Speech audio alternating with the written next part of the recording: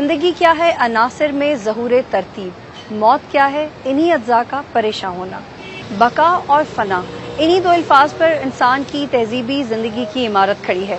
کچھ تو نیچر کا جبر ہے کہ انسان قدرتی آفات اور طبی بیماریوں کا شکار ہو جاتا ہے، لیکن ایسا بھی ہوتا ہے کہ معاشرتی ناہمواریوں، جذباتی الجھنوں، گھریلو دباؤ اور پابندیوں کے ماحول کی وجہ سے انسان ان حالات کا مردانہ وار مقابلہ نہیں کر سکتا اور بقا کی بجائے فنا کا راستہ اختیار کر لیتا ہے۔ جی ہاں، ہمارا آج کا موضوع بھی یہی ہے کہ منشیات کا بڑھتا ہوا رجحان، اور اس رجحان کو روکنے کے لیے کیا اقدامات کیے جا رہے ہیں، یہ جانیں گے اس پروگرام میں۔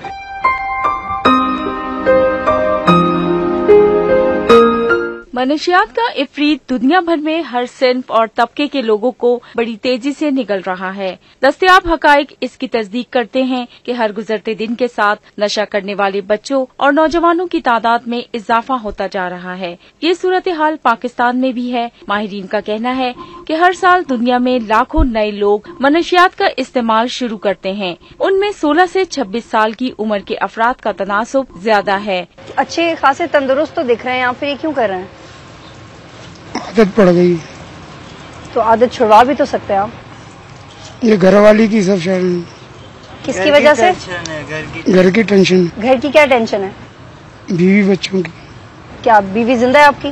بچے زندہ ہیں؟ جی۔ تو پھر اور جب حیات ہیں وہ تو پھر کیا پرابلم ہے؟ میری ساس خراب ہے۔ ساس کی وجہ سے نشہ کر رہے ہیں؟ ساس اپنی بیٹی کو پڑکاتی ہے، وہ رہنے نہیں دیتی میری والدہ۔ تو بجائے کہ آپ اپنی بیوی کو قائل کریں اور حالات ٹھیک کریں، آپ اپنی ساس کی وجہ سے نشہ کر رہے ہیں۔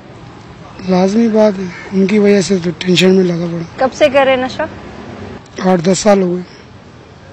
اور تو پھر آپ کے اپنی بیوی سے بھی تعلقات خراب ہی رہتے ہوں گے نا؟ جی۔ تو آپ اپنے تعلقات ٹھیک کرنے کے لیے نشہ چھوڑیں، اگر اپنے دماغ کو تندرست رکھیں گے تو آپ کے حالات بھی بہتر ہو جائیں۔ اللہ کر دے بہتر ہے۔ اللہ تب کرتا ہے جب انسان کرتا ہے، ایسا تھوڑی ہوتا ہے۔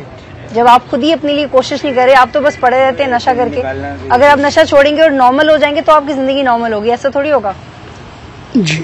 جب میں نے آپ کو ابھی دیکھا تھوڑی دیر پہلے تو میں تو سوچ بھی نہیں سکتی تھی کہ آپ نشہ کرتے ہوں گے، کیونکہ آپ تو باقی سب سے زیادہ تندرست تھے اور نارمل دکھ رہے تھے، چل بھی ٹھیک سے رہے تھے۔ کیسے پڑی آپ کو عادت؟ بتائیے مجھے، عادت کیسے پڑ گئی؟ بس یہ بیوی کی وجہ سے۔ وہ بیوی تیرے کو انجیکشن لگاتی؟ نہیں، گھر کا گھریلو مسئلہ ہے، بیوی بچے کو نہیں ملنے دیتی۔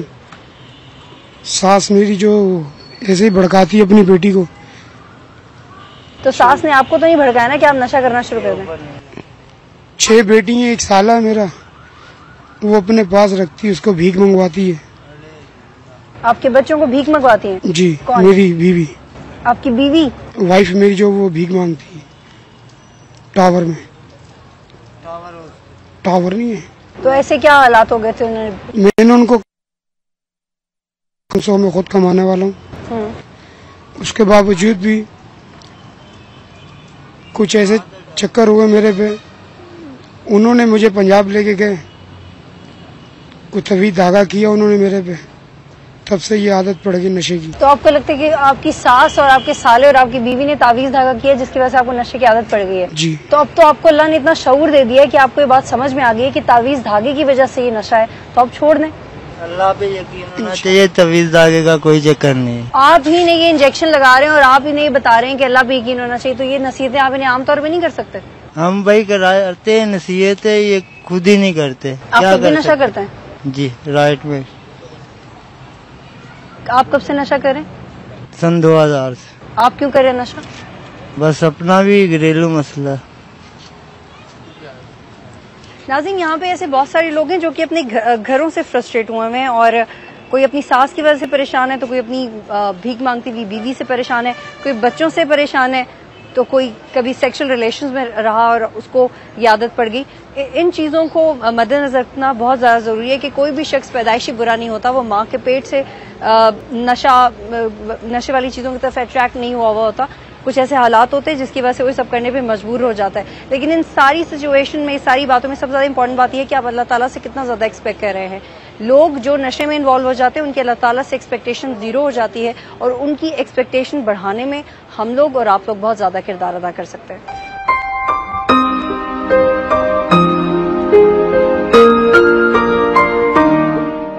नाज़रीन, इस वक्त हमारे साथ रूही हमदानी साहिबा मौजूद हैं, जिनका ताल्लुक अखबार आज़म से है। वो असिस्टेंट एडिटर हैं इस अखबार की, और इस अखबार का मकसद मनशियात के हवाले से मालूमात को प्रिवेल करना है। फर्दर इस हवाले से उनसे बात करेंगे। बहुत शुक्रिया प्रोग्राम में ज्वाइन करने के लिए। आप मुझे बताइए कि क्या खिदमात सर अंजाम दे रहा है ये अखबार, और अभी तक कितना फ़ायदा हुआ है, कितना अवेयर कर सकें आप लोगों को मनशियात के हवाले से?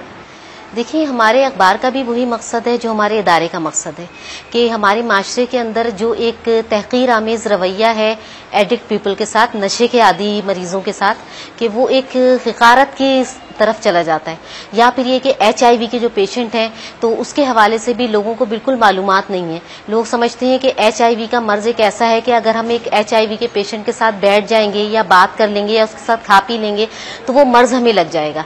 उसकी वजह से जो HIV के पेशेंट हैं या जो नशे के आदी मरीज होते हैं ये बिल्कुल माशरे से कटते चले जा रहे हैं। तो हमारे अखबार का मकसद वही है जो हमारे इदारे का है कि भाई आप लोग HIV के पेशेंट के साथ या नशे के आदी मरीजों के साथ एक अच्छा सलूक करें, एक मोहब्बत भरा सलूक करें, जैसे हमारे हॉस्पिटल में होता है, हमारे डॉक्टर्स करते हैं या हमारे यहाँ मौजूद अफराद करते हैं। और इनके अंदर मोहब्बत से जज्बा बेदार करने की कोशिश करें कि आप लोग नशे को छोड़ें, क्योंकि जाहिर है कोई भी सरकमटांसेस होते हैं जो किसी को नशे की तरफ लगाते हैं, उन सरकमटांसेस को खत्म करने की कोशिश की जाए। और HIV एड्स के बारे में मैं लोगों को यही अवेयरनेस देना चाहूंगी जो हमारे अखबार के जरिए से लोगों में दी जा रही है, और उसका बहुत फायदा हुआ है, हमें उसका बहुत अच्छा रिस्पॉन्स आया है। वो यही अवेयरनेस है कि सिर्फ 3 तरीकों से HIV का जो है वो मर्ज फैल सकता है। एक तो आपका सेक्सुअल जो रिलेशनशिप है उसके जरिए से फैल सकता है, एक खून के आपके इंतकाल के, यानी एक शख्स HIV का पेशेंट अगर उसने आपको खून दे दिया और उसका खून किसी मरीज को लगा दिया गया तो HIV का मर्ज फैलता है। जो पर्टिकुलर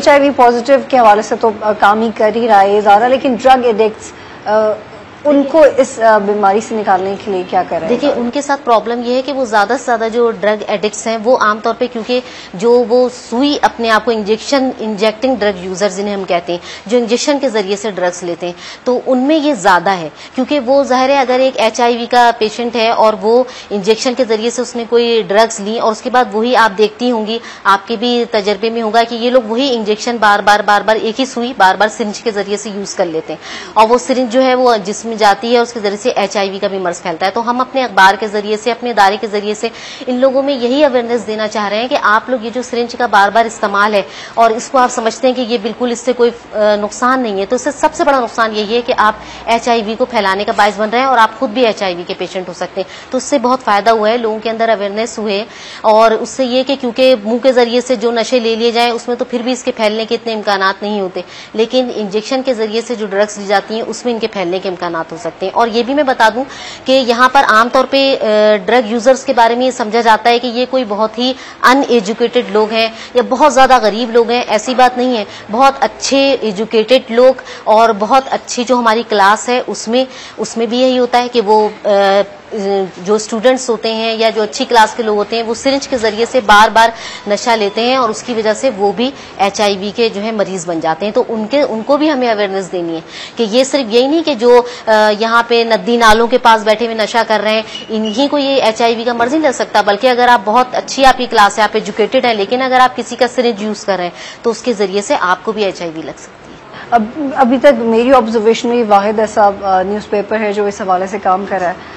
बाकी न्यूज़पेपर्स की जो ऑर्गेनाइजेशंस हैं, बाकी जो मीडिया ऑर्गेनाइजेशंस हैं, उनके लिए आपका क्या पैगाम होगा कि मिलकर अगर कोशिश की जाए तो वो ज्यादा इफेक्टिव हो सकती है? बिल्कुल, मैं यही कहूंगी कि ये पाकिस्तान का वाहिद अखबार है जो ड्रग्स के लिए, मतलब ड्रग्स के खिलाफ काम कर रहा है कि आप लोग जो है वो नशे से इनकार करें और अपनी जिंदगी से प्यार करें। ये मैसेज जो है ये बहुत कम लोग दे पा रहे हैं। तो जो दीगर मीडिया के लोग हैं उनको भी चाहिए कि जिस तरह आप लोग आए हैं, उनको भी चाहिए कि जो लोग इससे रिलेटेड पीपल हैं उनके पास जाएं और जाकर उनसे पूछें कि भाई किस तरीके से हम माशरे के अंदर इस लानत के खिलाफ जंग कर सकते हैं। तो वो इस तरीके से हमारे माशरे के अंदर लोगों को एक तो अवेयरनेस मिलेगी और उसके अलावा वो ड्रग से भी निजात हासिल कर सकेंगे। बहुत शुक्रिया प्रोग्राम में ज्वाइन करने के लिए। नाज़रीन, हम फर्दर पाकिस्तान सोसाइटी के जो अथॉरिटीज हैं, जो स्पेशलिस्ट हैं, उनसे बात करेंगे और जानने की कोशिश करेंगे कि किस तरह से मनशियात की रोकथाम बहुत इफेक्टिवली मुमकिन है माशरे में।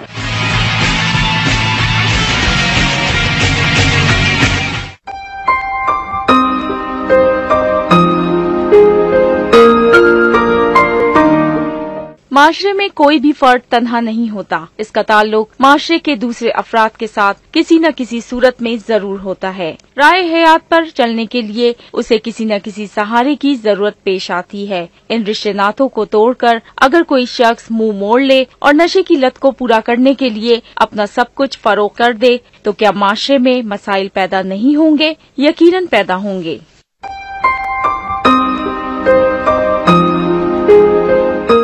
नाज़रीन, इस वक्त हमारे साथ भीम हिरानी साहब मौजूद हैं और उनसे जानेंगे कि कैसे ये ड्रग एडिक्ट्स को साइंटिफिकली ट्रीट करते हैं। थैंक यू सर प्रोग्राम में ज्वाइन करने के लिए। बताइए क्या प्रोसीजर्स होते हैं और स्टेप्स होते हैं लोगों को इस बीमारी से बाहर निकालने के लिए? इसके लिए सबसे पहले तो मरीज़ की विलिंगनेस शामिल होनी चाहिए, लेकिन अगर विलिंगनेस नहीं भी होती है तो भी उसका इलाज हो जाता है। लेकिन अगर मरीज़ की अपनी अगर उसमें मर्ज़ी शामिल है कि वो इलाज करवाना चाहता है तो इलाज में आसानी हो जाती है और उसकी कामयाबी के इम्कान जो है वो बढ़ जाते हैं। आम तौर पर हम 10 से 15 दिन के लिए इस मरीज़ को दाखिल करते हैं और इन 10-15 रोज़ के दौरान उसका नशा जो है वो फ़ौरन बंद हो जाता है। उसको सिगरेट, नस्वार और अगर किसी भी चीज़ की अगर उसको आदत है तो इनमें से कोई भी चीज़ उसको फराहम नहीं की जाती और हम अपनी दवाएं स्टार्ट कर देते हैं और उन दवाओं से उसका इलाज हो जाता है। अच्छा, फिर डिपेंडिंग अपॉन द कंडीशन हम ये डिसाइड करते हैं कि आया इस मरीज़ का लॉन्ग स्टे ज़रूरी है या नहीं है। आम तौर पे 10 से 15 दिन के दौरान ये मरीज़ इस काबिल हो जाते हैं कि उनको जो नशा छोड़ने की वजह से जिस्मानी तकालीफ होती हैं वो तकालीफ बंद हो जाती हैं और फिर हम उसको फॉलोअप के लिए बुलाते रहते हैं हफ्ते बाद, 10 दिन बाद, ताकि वो रेगुलरली आता रहे और अपने जो ख़ानदानी सरपरस्त हैं उनके साथ, उनके हमरा वो तशरीफ़ लाए और हमारे पास फॉलोअप के लिए आता है। हम उसकी तबीयत का हाल चाल पूछते रहते हैं और अकॉर्डिंगली फिर हम उसको दवाएँ भी देते रहते हैं। कुछ जो ज़्यादा मुश्किल मरीज़ होते हैं उनको हम लॉन्ग स्टे के लिए यहाँ पर भी एडमिट करते हैं और लॉन्ग स्टे का मतलब है वो 1 महीना भी रह सकता है, वो 3 महीने भी रह सकता है और 3 महीने से उसका पीरियड जो ज़्यादा भी हो सकता है। और उस दौरान ख़ास तौर पे जिस चीज़ के ऊपर ज़ोर होता है वो ये होता है कि उसके काउंसलिंग सेशंस किए जाते हैं और फिर वो जो मॉर्निंग मीटिंग हमारी जो होती है, जो भी आपने शायद रिकॉर्ड की होगी, उसमें जो पुलअप का मरहला होता है वो बहुत ज़्यादा हेल्पफुल होता है एक मरीज़ के लिए कि वो अपने जो अनवांटेड रवैये हैं या उसका जो गुस्सा है या उसके जो फौरी रिएक्शंस हैं उन रिएक्शंस के ऊपर वो काबू पा सके।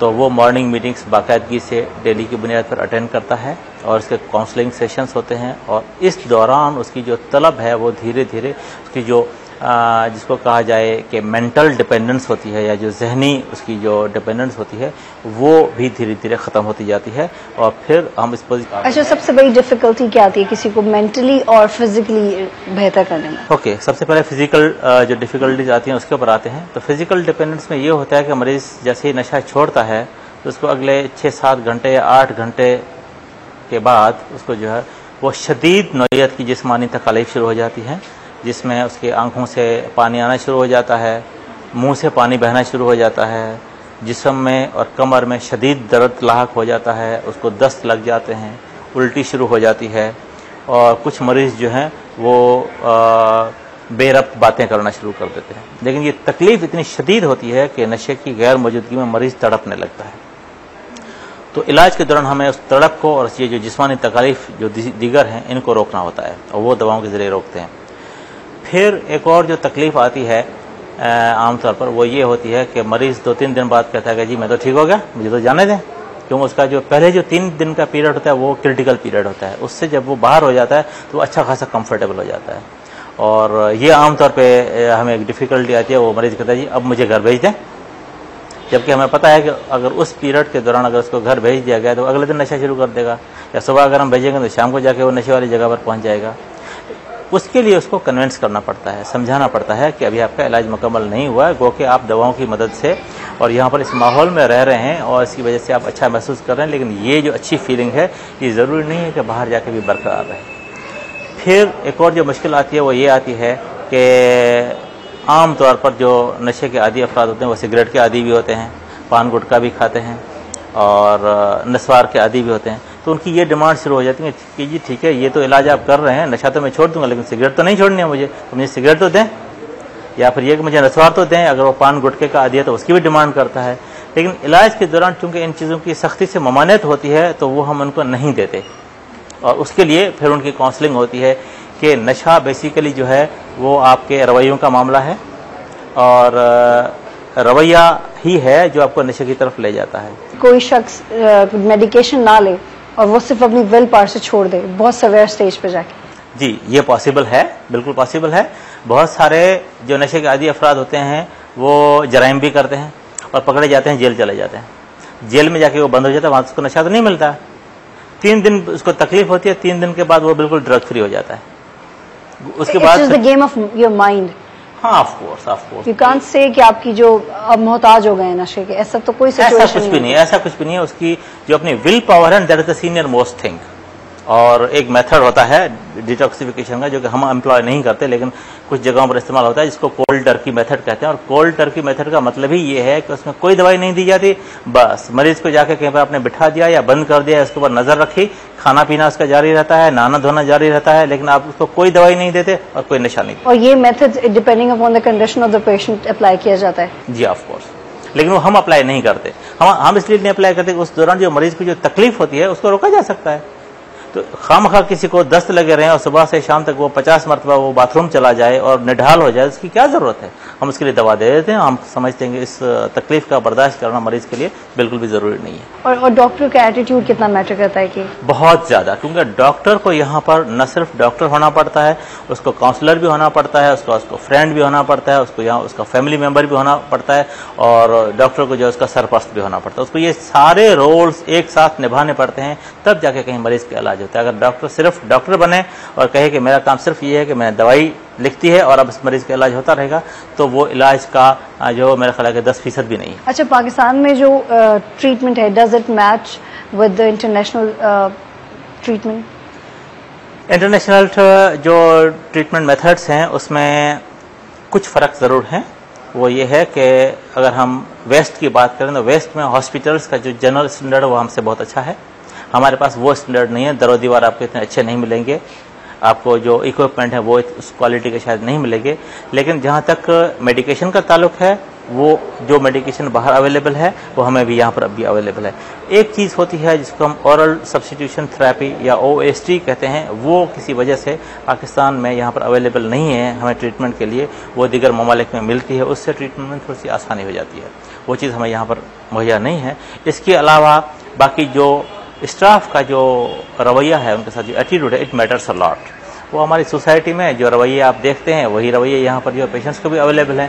ہاں البتہ ہمارے ادارے میں جو پیرامیڈکس ہیں یا جو کاؤنسلرس ہیں یا جو سائیکولوجسٹ ہیں, ان کی اسپیشل ٹریننگ ہوئی ہے, اور وہ اس ٹریننگ کے تحت وہ رویہ نہیں رکھتے جو ان کا رویہ باہر ہوتا ہے دیگر لوگوں کے ساتھ. مریضوں کے ساتھ ان کا خاصا سافٹ رویہ ہوتا ہے, کافی ٹالرنٹ رویہ ہوتا ہے, جس کی وجہ سے جو علاج میں بڑی آسانی. اب یونائٹڈ نیشنز اگر 2020 کا ٹارگٹ رکھتی ہے ورلڈ وائڈ, تو پاکستان کی سچویشن آپ کیسے دیکھ رہے ہیں؟ Is it possible for us to get rid out of this thing? 2020 کا ٹارگٹ اگر یہ ہو کہ اس میں نشے کا جو بالکل خاتمہ ہو جائے, یہ جو معاملہ ہے اس کا ایک پہلو نہیں ہے, اس کے کئی پہلو ہیں, اور وہ جو دیگر پہلو ہیں ان کو بھی ایڈریس کرنا پڑے گا. صرف اگر ہم یہ چاہیں کہ ہم مریضوں کا علاج کرتے رہیں اور اس سے معاشرے میں جو ہے وہ نشہ ختم ہو جائے, تو یہ بالکل بچکانہ سی بات ہوگی. سب سے پہلے ہمیں یہ دیکھنا پڑے گا ہمیں کہ نشہ آتا کہاں سے ہے, سپلائی ہو رہی ہے. ٹھیک ہے, تو ایک انٹرونشن جو ہوگی وہ سپلائی ریڈکشن کے اوپر ہوگی, جو کہ لا انفورسمنٹ ایجنسیز کا ڈومین ہے. ہم سول سوسائٹی کے طور پر جو وہ یا ڈاکٹرز کے طور پر اس کے لیے کچھ نہیں کر سکتے. اچھا, جب سپلائی ہو رہی ہے, جب نشہ آ رہا ہے سوسائٹی میں, تو اب اس کی جو وہ ترسیل ہوتی ہے اور اس کی جو وہ فروخت بھی ہوتی ہے, وہ بھی لا انفورسمنٹ ایجنسیز کا ڈومین ہے. مریض پر پہنچ جاتا ہے, پہنچ اس لیے جاتا ہے کہ ڈیمانڈ ہے اس کو. اگر ڈیمانڈ کو کسی طریقے سے ریڈیوس کیا جائے تو بھی نشے کے خاتمے کا جو ایک پہلو ہے جس کو حل کیا جا سکتا ہے. اور ہم جو علاج کر کے جو کام کر رہے ہیں وہ بیسیکلی ڈیمانڈ ریڈکشن کا پہلو ہے, اسی کے اوپر ہم عمل کر رہے ہیں. سر میرا لاسٹ کوشچن یہ کہ سوسائٹی کا جو بیسک یونٹ ہوتا ہے, smallest unit and the most important unit is family. How can a family play a better role in eradicating this thing from society? ایک بچے کا brought up زیادہ میٹر کرتا ہے, اس کے پیرنٹس, اس کی پرورش زیادہ میٹر کرتی ہے کہ بڑا ہو کے وہ اس قسم کی ایکٹیویٹی میں ہوا.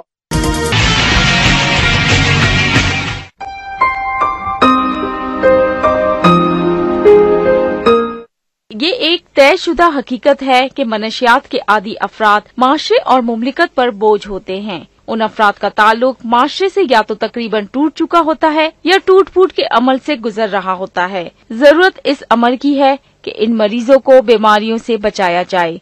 अल्लाह को हाजिर नाजिर जानकर बयान कर रहा हूँ। ये पाकिस्तान सोसाइटी से मेरा ताल्लुक 10 साल से है। इस पाकिस्तान सोसाइटी के मेरे पे काफ़ी एहसान है जो मैं उतार नहीं सकता, क्योंकि इस पाकिस्तान सोसाइटी ने मुझे बार बार मौके दिए और बार बार मेरे इलाज कराए। पूरे पाकिस्तान के अंदर कहा जाता है टोटल अमाउंट है 13 लाख HIV एड्स के पेशेंट है। सबसे ज़्यादा तादाद लाड़खाने में, जिनकी तादाद है 4.5 लाख।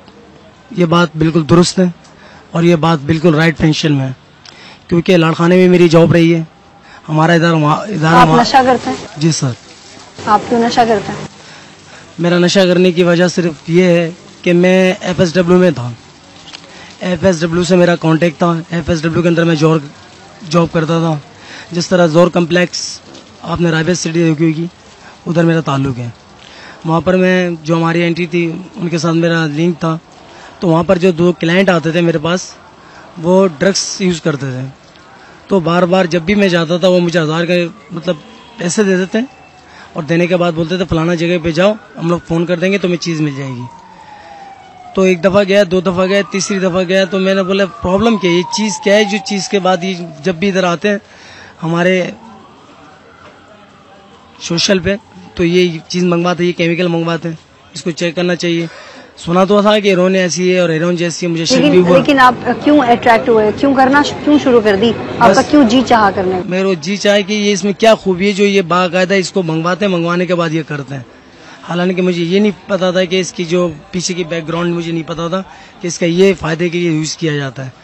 तो मैंने वो चीज़ उनसे ले ली, 1 दफ़ा लेके उसमें से थोड़ा सा निकाल के मैंने स्नैपिंग कर ली, क्योंकि मेरे सामने मैंने उनको स्नैपिंग और स्मोकिंग में डाल के करते हुए देखा है।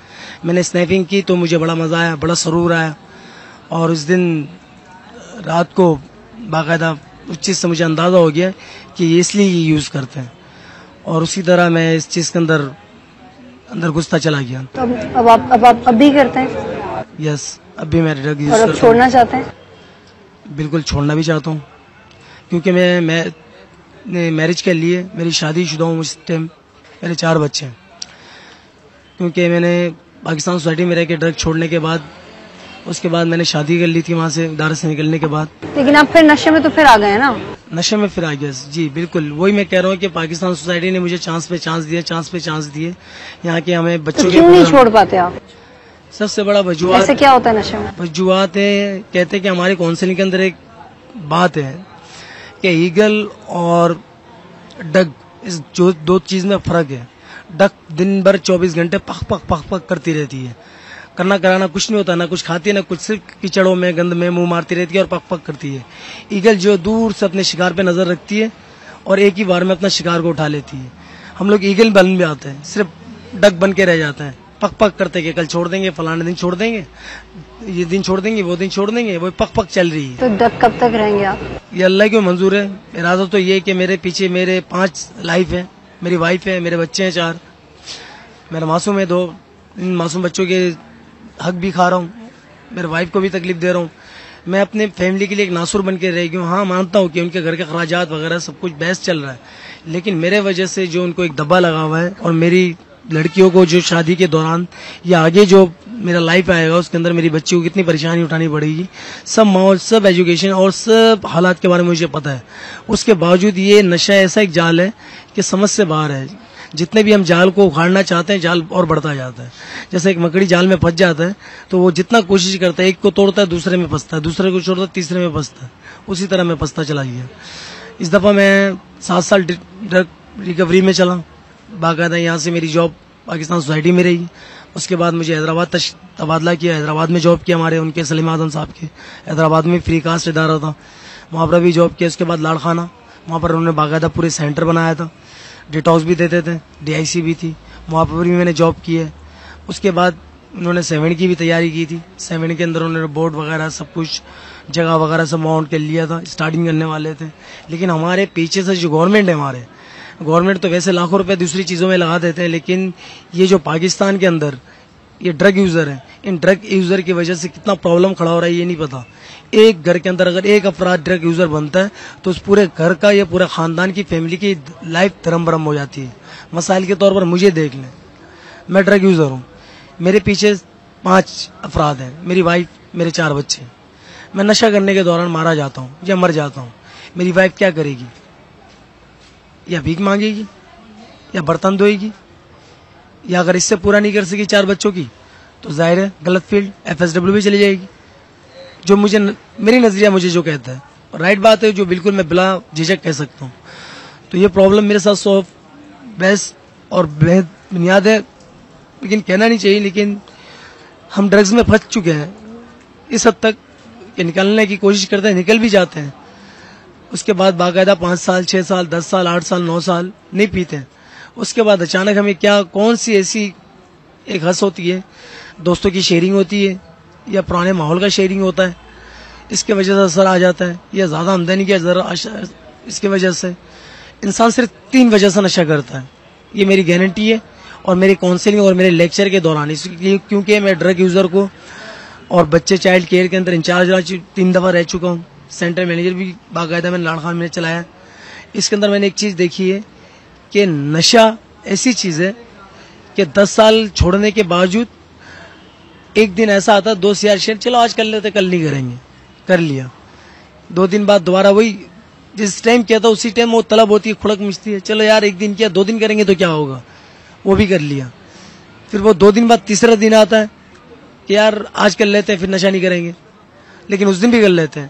ان سارے مسئلوں کا حل کیا ہے؟ ان سارے مسئلوں کا حل یہی ہے میم کہ ہمیں ڈیٹاکس ملے, تو فائنلی ڈیٹاکس ملے کہ ڈیٹاکس اس انداز کا ہو کہ پہلے ہمیں گورنمنٹ کو توجہ دینی چاہیے کہ پاکستان کے اندر یہ ڈرگس پہنچ کس طرح رہا ہے, اس کراچی شہر کے اندر ڈرگس پہنچ کس طرح رہا ہے. یہ تو گورنمنٹ نارکوٹکس, اینٹی نارکوٹکس, فوج, رینزٹ ہماری گورنمنٹ کا کام ہے, اس کو روکا جائے کہ یہ ہمارے ملک کے اندر ہی کیوں پہنچ رہا ہے.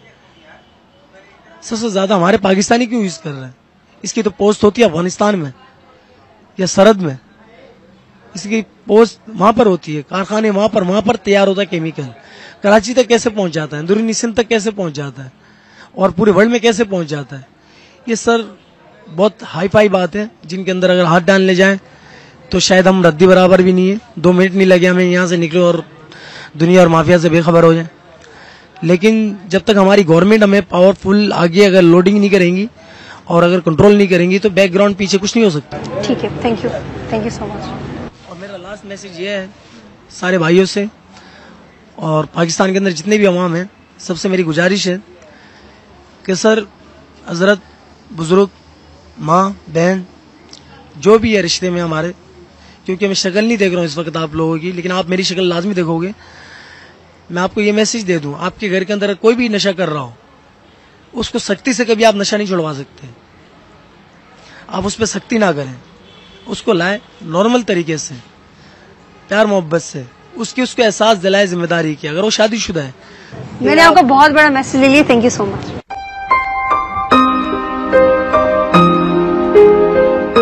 عموماً ہیروئن سگریٹ اور پنی پر دھوئے کے ذریعے پی جاتی ہے, لیکن گزشتہ کچھ عرصے سے انجیکشن کے ذریعے ہیروئن کے استعمال میں روز بروز اضافہ ہوتا جا رہا ہے, جس کی وجہ سے ہیروئن کے عادی افراد ہیپاٹائٹس اور HIV ایڈز جیسے مہلک امراض میں مبتلا ہو رہے ہیں, اور اس طرح ایسے خطرناک مرض میں مبتلا مریضوں کا علاج مشکل ہی نہیں تقریباً ناممکن ہو جاتا ہے. آپ بھی نشہ کرتے ہیں؟ جی میڈم, میں نشہ کرتا ہوں. کب سے کریں؟ تقریباً 8 سال سے. یہ بری عادت کیوں پڑ گئی آپ کو؟ یہ بری عادت مجھے جو ہے نا تقریباً شادی کے بعد پڑ گئی. تو شادی کے بعد تو نہیں پڑنی چاہیے تھی, شادی کے بعد پڑ گئی, اس کی کیا وجہ تھی؟ اس کی وجہ کوئی نہیں تھی میڈم, بس آپ کو پتہ ہے کہ اس نالتی چیز کی وجہ سے میں اس طرح پڑ گیا, تو آہستہ آہستہ اس میں پھنس بھی گیا.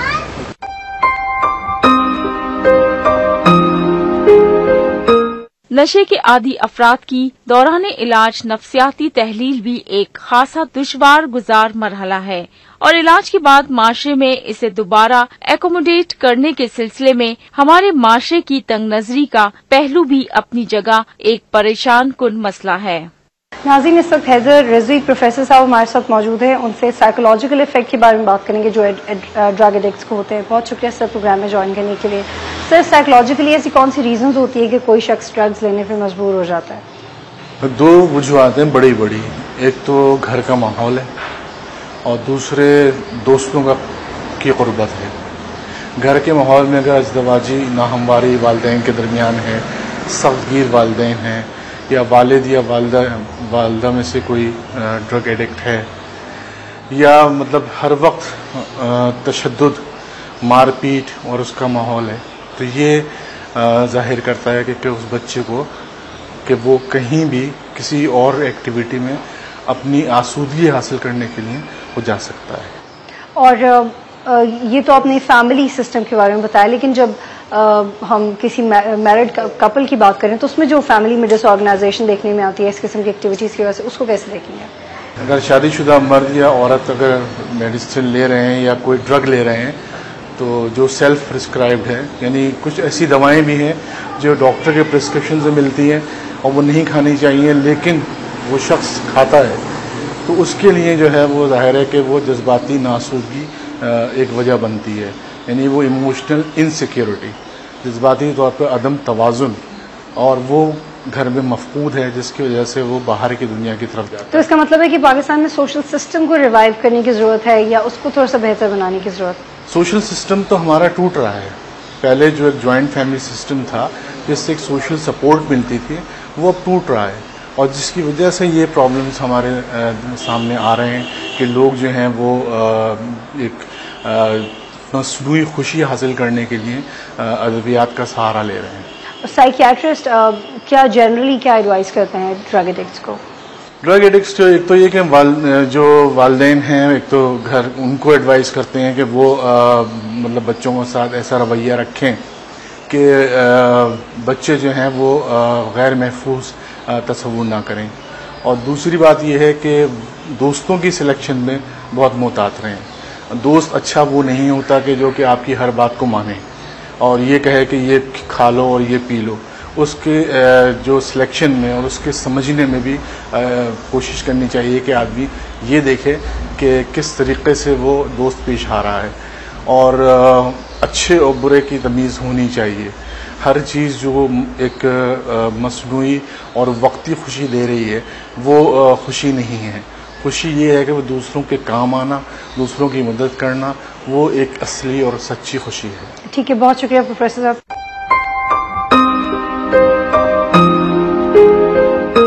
आज मुल्क भर के तूलो अर्ज में लाखों नशे के आदी ऐसे अफराद हैं जो इलाज की सहूलतों के बगैर बेवक्त की मौत का शिकार हैं।